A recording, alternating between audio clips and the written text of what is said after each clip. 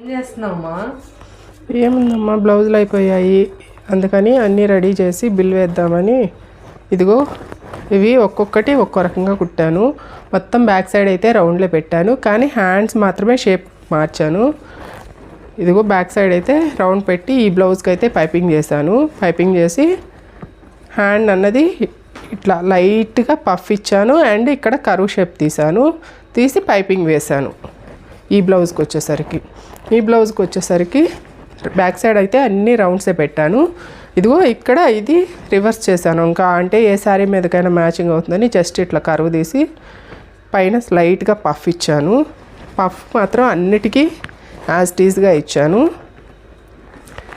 ఇవి కూడా అంతే, లైట్గా పఫ్ పెట్టాను. పఫ్ పెట్టి కింద కూడా కరువు తీసి కరువుకి లైట్గా ఫ్రిల్ అనేది ఇచ్చాను, ఎక్కడ ఇదిగా లేకుండా.